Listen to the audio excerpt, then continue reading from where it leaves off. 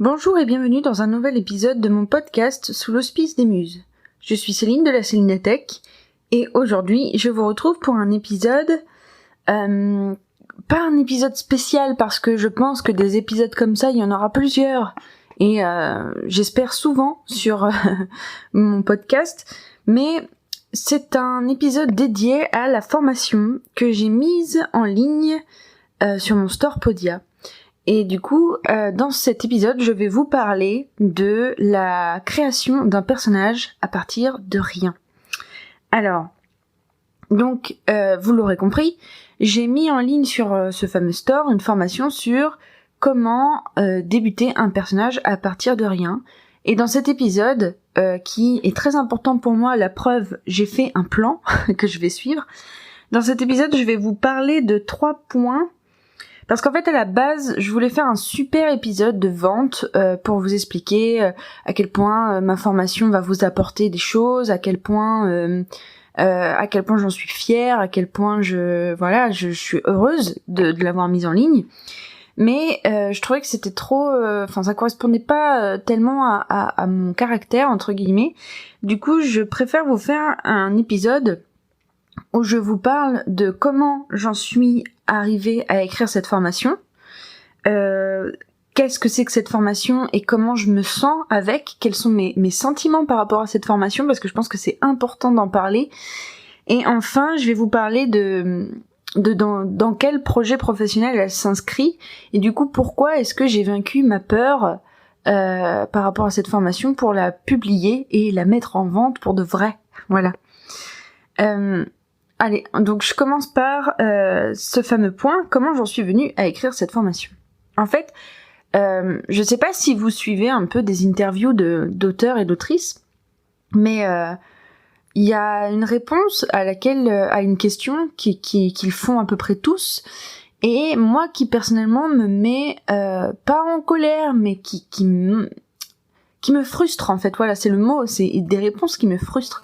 C'est-à-dire que par exemple, on va leur demander comment est-ce que vous avez imaginé Fitz, comment est-ce que l'idée de Fitz chevalerie est arrivée en tête pour Robin Hood par exemple, ou alors comment est-ce que vous avez imaginé Harry Potter, comment est-ce que Harry Potter est venu dans votre tête, comment est-ce que tel personnage, enfin comment vous avez inventé tel personnage.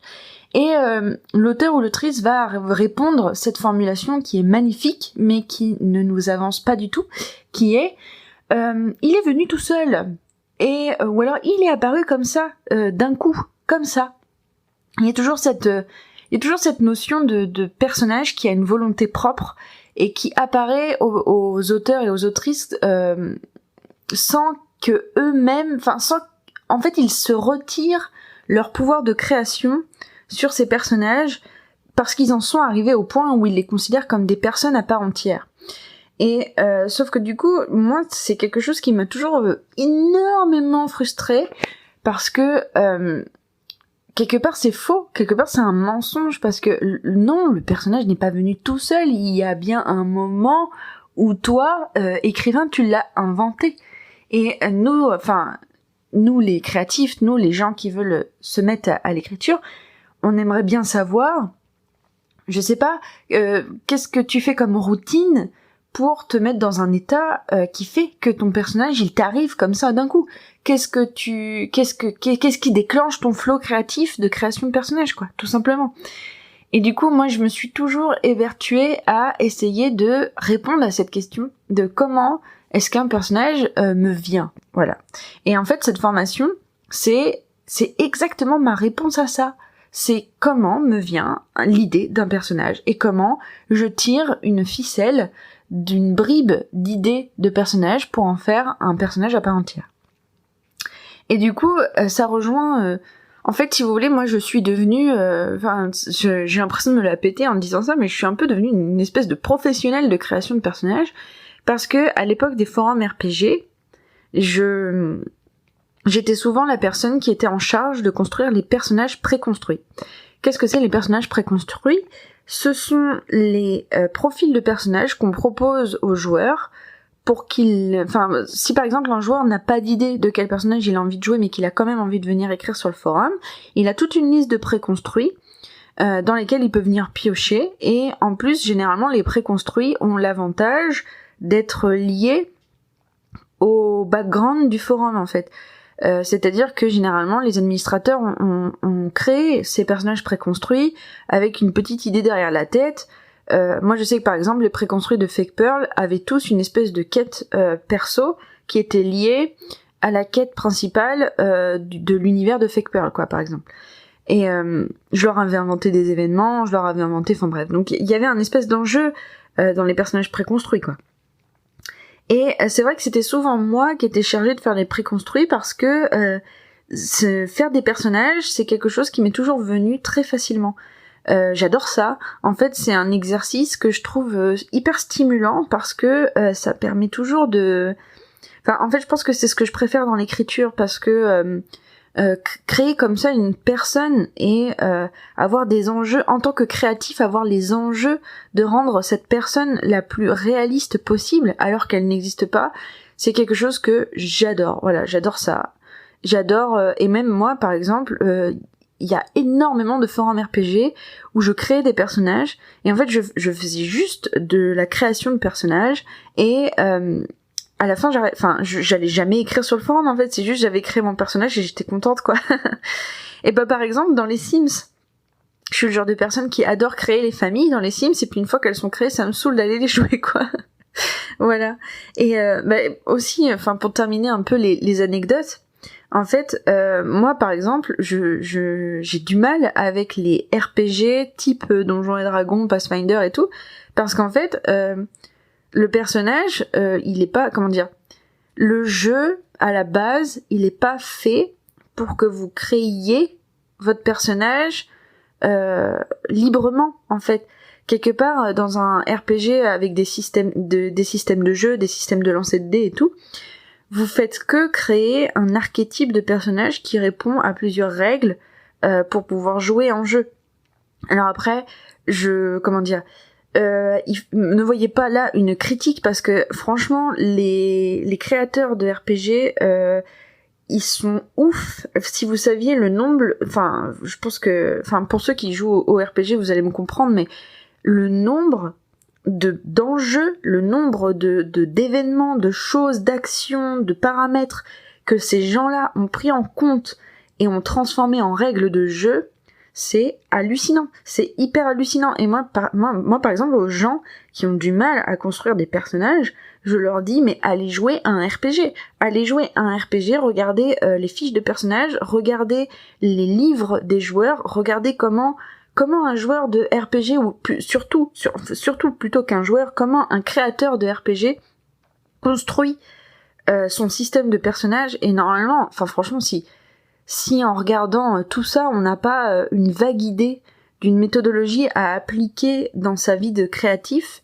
de choses à grappiller qui vont nous aider à construire des personnages textuels, franchement je sais pas quoi faire, quoi.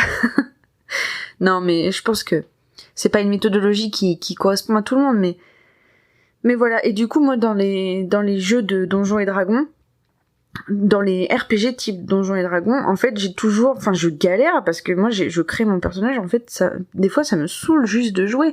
Et des fois, j'ai envie de faire des caractéristiques à mon personnage, et si en face de moi, le MJ, le maître du jeu, n'est pas... par exemple, un maître du jeu qui n'est pas confiant dans sa connaissance des règles, et qui n'a pas envie de les adapter pour que moi, je crée mon personnage comme j'en ai envie, et qui du coup va être capable de me répondre avec des règles, et du coup ça se passe mal, et moi je laisse tomber parce que j'ai pas envie de jouer, parce que je me sens enfermée, quoi.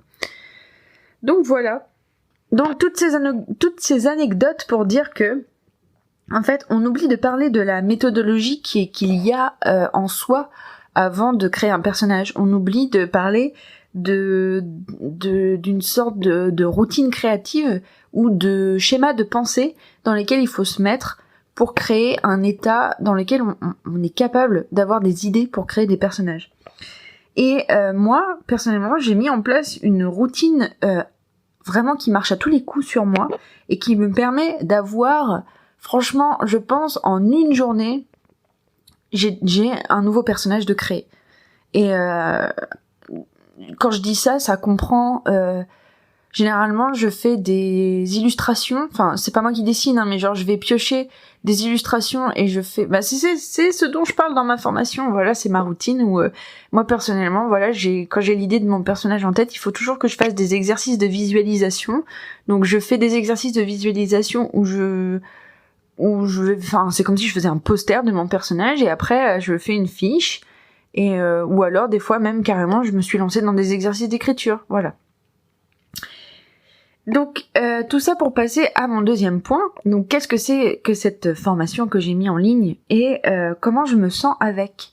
Et je trouve que c'est hyper important de vous dire ça parce que c'est ma première formation et qui j'espère sera la première d'une longue lignée parce que c'est vraiment moi c'est ça que j'ai envie de faire dans la vie, c'est d'être la personne qui accompagne et qui coach quoi sur la créativité, surtout sur l'écriture.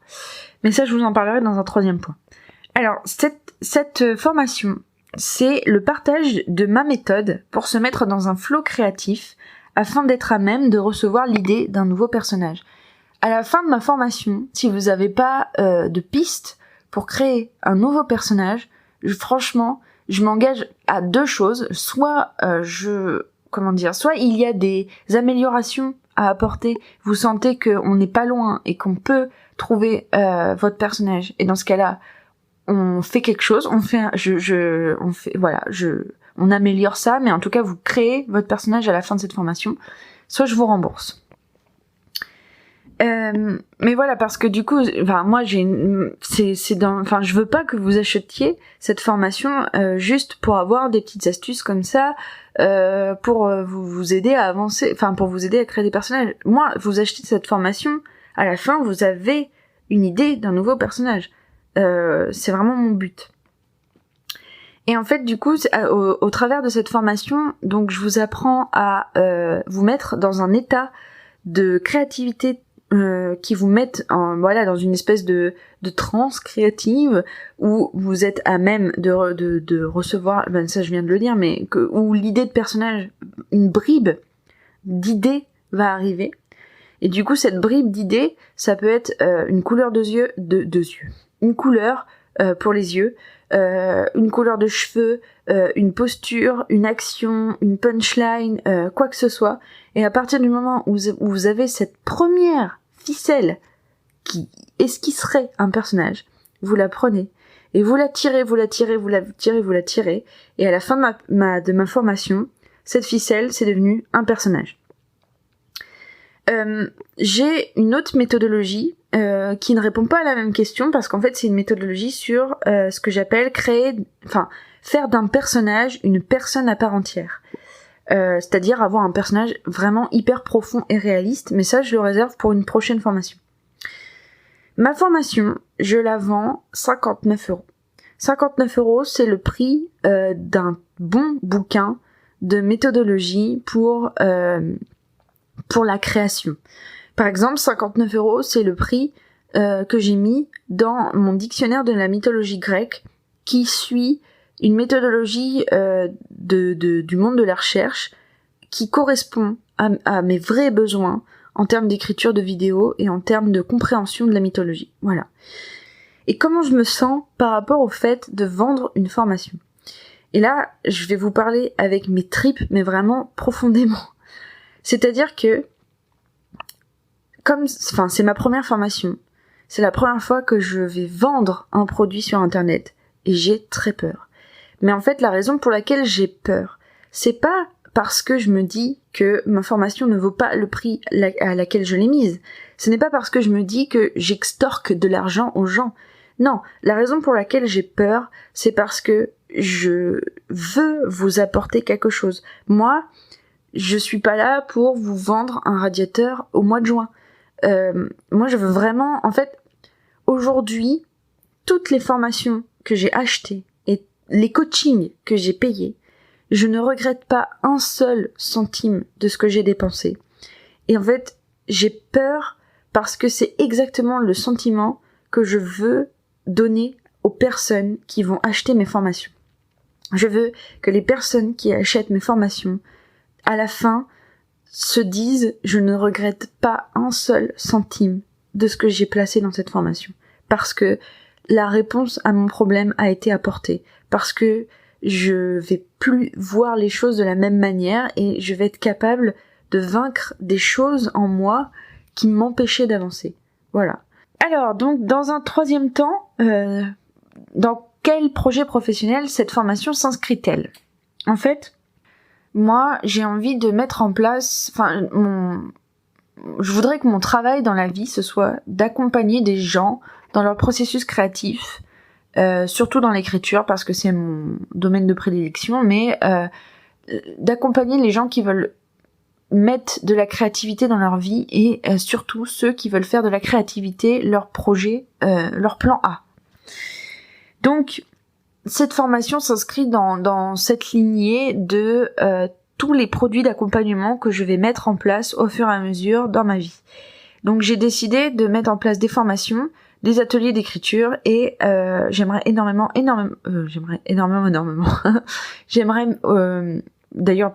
je vais faire de l'accompagnement individuel de projets d'écriture. Mais je ne suis pas une bêta lectrice, je ne suis pas une éditrice, je ne suis pas un agent littéraire. Moi, je suis là pour que vous, en tant que créatif, vous ayez des méthodes, des outils et des travaux pratiques à mettre en place dans votre vie pour, d'une, vous sentir bien avec vous-même pour vous lancer dans des projets créatifs, parce que pour moi, il n'existe pas de syndrome de la page blanche, mais uniquement des syndromes de la tête trop remplie.